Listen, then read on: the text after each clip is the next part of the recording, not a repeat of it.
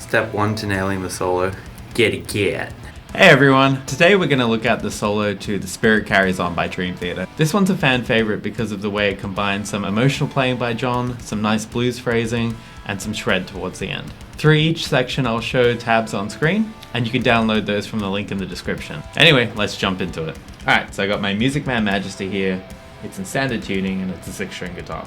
So to start off with, we have a full bend on the 9th fret on the G string, and then you do a pinch harmonic. Pull off to 7 on the G, and then 9 on the D string with a lot of vibrato. From there we go back to the 7th fret on the D, hammer on back to the 9, and then go 7, 9 back on G as well. And on that 9 you're doing a quick bend and release. So from the start,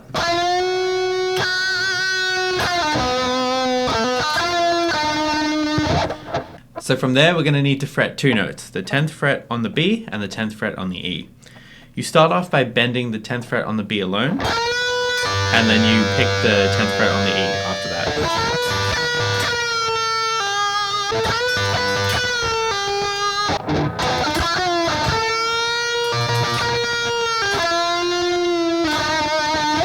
So this whole section is...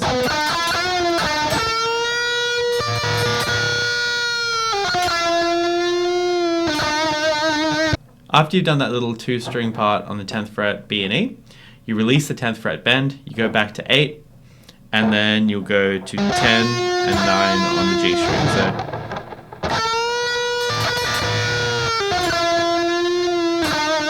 So it's bend and release on the 10th.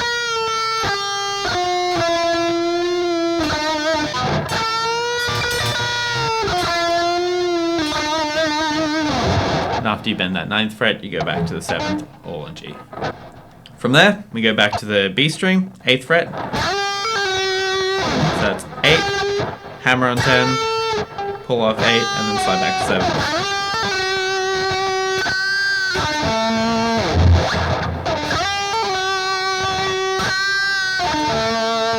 7. So after you go back to the 7th fret, you do a pinch harmonic on the neck pickup.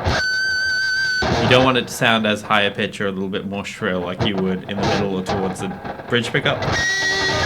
Now, that's neck. Slight bend and release there. And then 7th fret down on the G and then the D strings. Feel free to use your middle finger on that 7th fret B. And then go index, middle, as you descend the strings, or if you're confident, you can roll it. That works. For the next section, I go to the neck pickup. I go 9 on the D string, 7, 9 on the G, bend and release that 9, and then go 7, 9 still on the G, 7 full bend. And after you release that, you go 9, 7 on the D, 7 with a half bend on the G string, and then 9 on the D, and then 9, 7 still on D.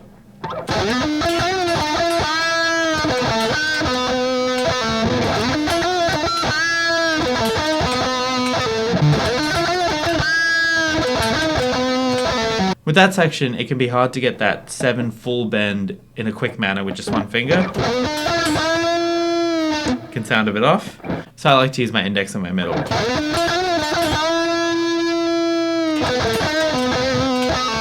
Can help you get that strength you need for that in that short amount of time. Now for the next bit, it's very bluesy.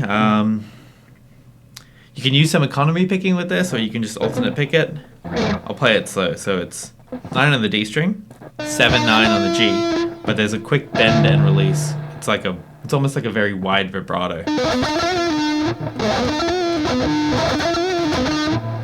And then you go back to the 7 and then back to the 9 on the 12th string again.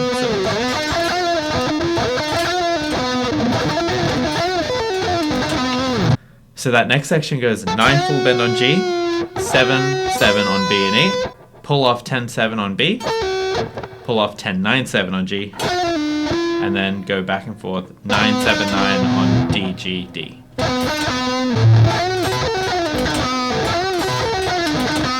The way I like to do that is by downstroke on that 9 bend, sweep up and roll it. Make sure that they're not ringing out like that, but because it is a bit of a bluesy lick, it can ring out a little bit, but try your best to roll it properly. And those pull-offs should be easy, it's just 1 pick each.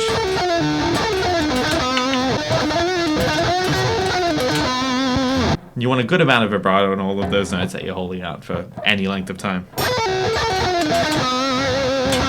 Alright, switching back to the bridge pickup. Do a full bend on the 10th fret B string.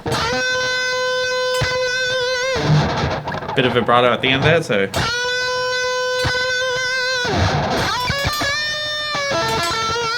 So that's 7, 9, 10 on E, and then you go back to the 9 and you do a half bend and you hold it. Release it slowly. And then you go 10 on B, 9 on G, 10 on B.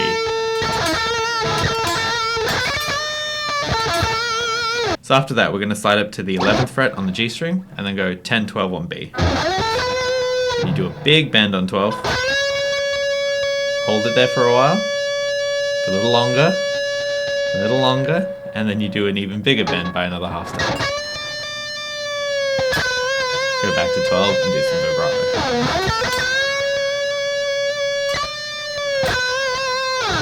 From there, switch back to the neck pickup. And you're going to play this little arpeggio going from the 5th string up to the 2nd string. 14A, 12D, 11G, 12B.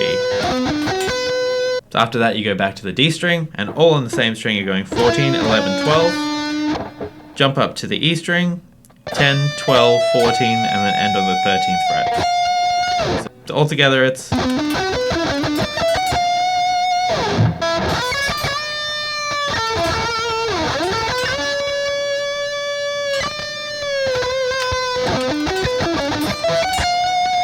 So from here, we slide into the 18th fret on the B string. And now we're going to do this alternating back and forth kind of motion between 18 on E, 18 on B, 20 on E, 18 on B, 20 bend on E. So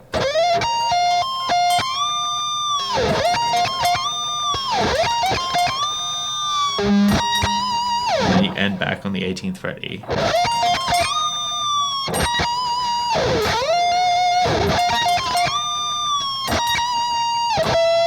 After that, you do a light bend on the 17th fret B string. You can also do that 13th fret E if you want. It's kind of closer to the next arpeggio.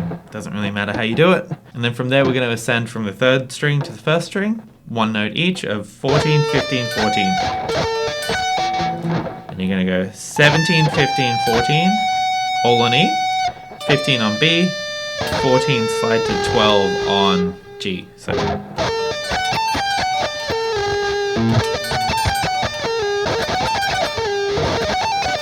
Sounds better if you alternate pick it, but you can sweep it.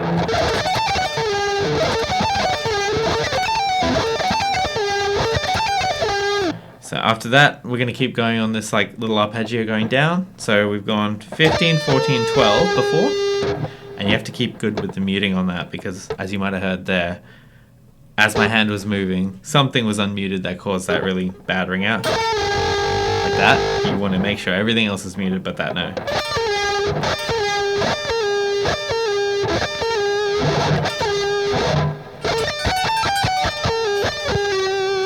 So we go back to the 15th fret B, hit 12 on G, and slide back to 11. And then we follow the same idea, just an octave down. So instead of, we're now playing 12 on the D string. So you start 12 on the 4th string, you roll onto the 12th fret on the 5th string, you go 10, 9. So at this point we're going to start a new idea and it's going to go up another 2 octaves. So we've come, and then when you hit that 9, you're now doing this 9, 10, 12, still on the 5th string, 10 on the 6th string. So we kind of repeat that twice, first to just establish the idea, and then we start doing the octave run. So we go, and now we do the run. So it's 9, 10, 12, 10 on 6, 11, 12, 14 on the 3rd, and then 12 on the 4th, and and then 14, 15, 17 on the first string, and then 15 on the second string. So all together.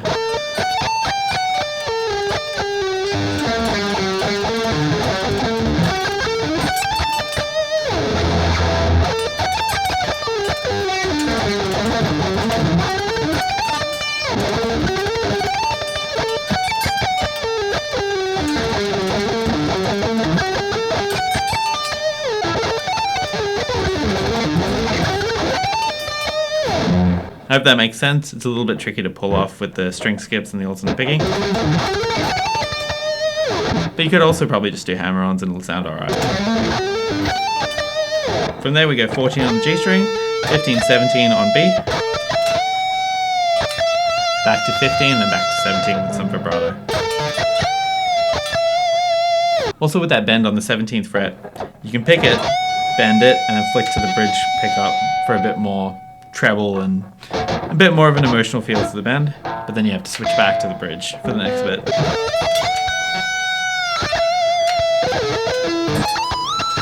Then we do another octave repeating idea. So we go 13, 14, 16 on the G and 14 on the D. And then we go 16, 17, 19 on the E. But this time we end on the 24th fret. Okay, then you do a big slide down. You can really do it from anywhere, but I think the correct note was 19th fret on the E string. So after that we play a little sequence around the 9th and the 7th fret again, this time starting on the G string. So that's a 9 full bend, release, pull off to 7, go 9 on the D string, and then 9 back on the G with some vibrato. And then 7, holding it with some vibrato. The next bit goes like this, which can be a little bit tricky to wrap your head around at first. It seems deceptively easy. So you slide up to the 9th fret on the A string, you go 7, 9, 7, 9, going up D and G respectively, and then you slide up to 11, then you press 10, 12 on the B string, back to 11 on the G, and then finish it off on the 10th fret B. But then, if you just play the notes like that, you can tell the timing's a little bit off. It's kind of like a sextuplet note feel, which is why it's notated that way in the tabs. If you can't get the feel for it just by playing, really take a listen to the way that the song goes and just try and get the feel for it. So.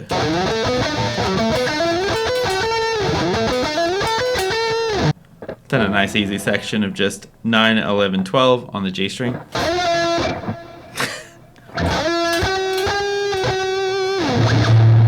Ending on the 11th fret. We jump to this little arpeggio starting on the A string, 17th fret. You might be able to get away sweeping, but I think you're going to actually have to alternate pick this, which can be a little bit hard at speed, but just practice and you'll get there. So it's 17, 16, 14, 15, going up from 5th to the 2nd string.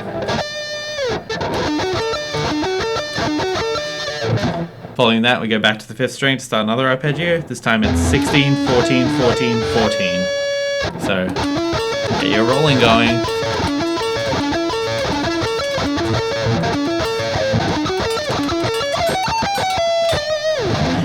After you hit that 14 on the B string, you go 17 on the B, and then 14, 17, 15, 14, all on E. So altogether it's...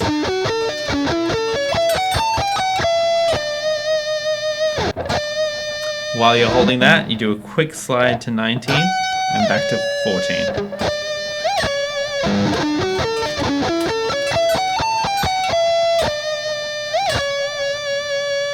Next section's a little bit slower, the calm before the storm. We go.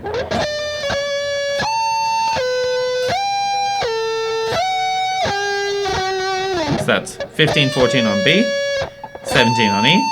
You slide to 12 on B. 15 on E, 10 on B, 14 on E, and then just 8, 7 on B.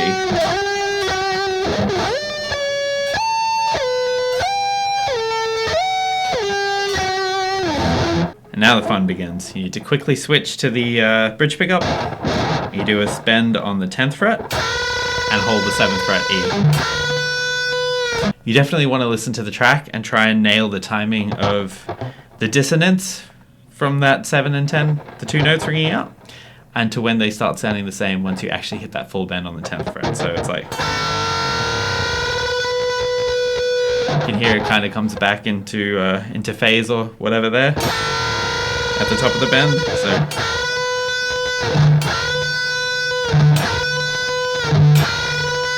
that's too slow. That's too high. That's about it. Okay, go back to your neck pickup, and we're gonna start doing a shred run. 14, 15, 17 on the 6th string. Then we go 14, 16, 17 twice on the 5th. We go up to the 4th string, same frets. You go back to the 5th string. One set of 14, 16, 17s on each string. Now we finally get up to the G string, which is 14, 16, 18. And then 14, 15, 17 on B, which we bend. And then we hit the 17th fret on the E, and then back to the B string.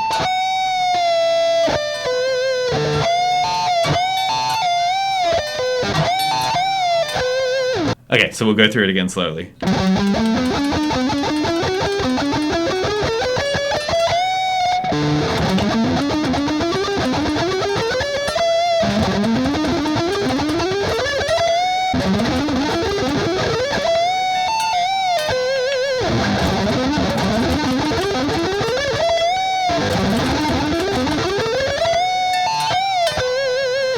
We all have our bad days, I guess. My hands are not bending well, but... Tips for doing that run. So, picking wise, it's not too bad with... The string changes there aren't too challenging. You just go up, down, and move your wrist alongside it. The other thing is, you want to try and make sure, obviously, that your synchronization's great there. It'll be harder to get it on the 6th and 5th strings because they're a bit thicker, and you might be a little bit slower passing through them.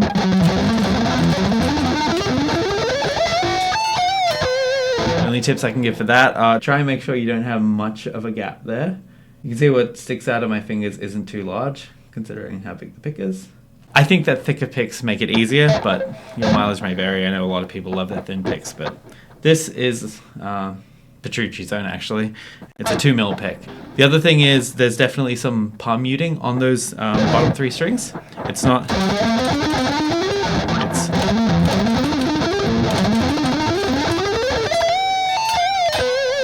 That palm muting helps give it that tension building kind of thing. It definitely has like a musical advantage to it. But on top of that, it means that if you're muting quite well, if you do hit other strings, look, I am hitting the 5th and the 6th string there, but because I'm muting it, you're really only hearing the 6th string, which is fretted. Like I can do this for days. I don't have to be accurate. Whereas if I wasn't muting, kind of hear, yeah, that doesn't sound good. So muting does give you an advantage here, it does make it easier. And then the other thing I'd say to do is get your fingers prepared when you finish that run on the B string. You've got 14, 15, and 17 just recently played. Use them to bend. Because it's a quick bend, and that way you can make sure it's, you know, not too much pressure on one finger. And that to me was the hardest part of the shred section towards the end. Maybe the arpeggios before that were the hardest bit of the solo all up, but yep. Now, it's still shreddy, it's still a little bit difficult, but you're on easy street in comparison. So from here we go 19, 22 on the B string. I just hammer on, I'm not really sure if you have to pick it. So you go 19, 22 on B, 19 on E, and then you go back and forth with the 22B full bend and the 19.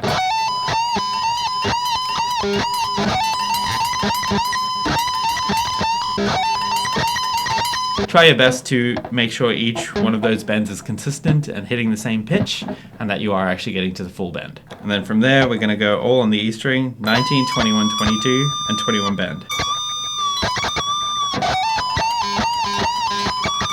And then from there, there's this really quick alternate picking section, and the exact number of loops, you can look at the tab, or you'd be able to pick it up if you know the solo well, but it's 19, 21, 22, 21, 19, and then back to 22. And after that you go 19, 22 on the B string, back to 19, and then 21 on the G. And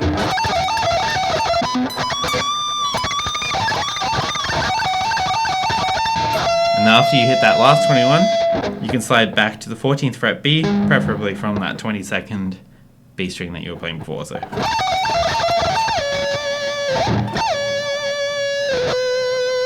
And then now we're on the home stretch. So we've gone 14, you go 12, you can bend on the 11th fret G, bend on the 19th fret G, and then 6.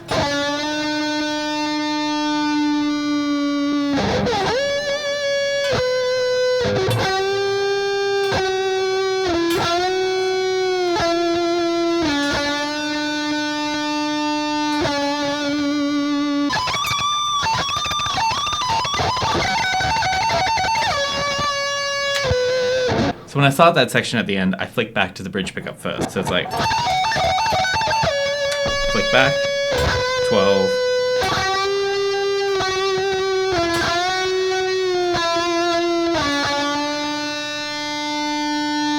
and you hold that for a good while.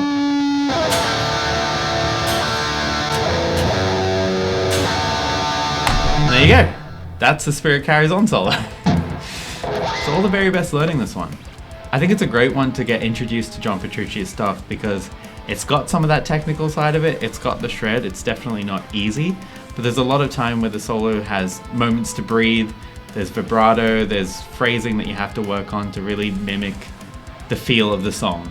It's a good summary of all of his sides of his playing, even if he's developed a little bit more as a player since then. So yeah, those are my thoughts anyway. Let me know what you think or if you have any other suggestions for another lesson. Cheers and have a good one.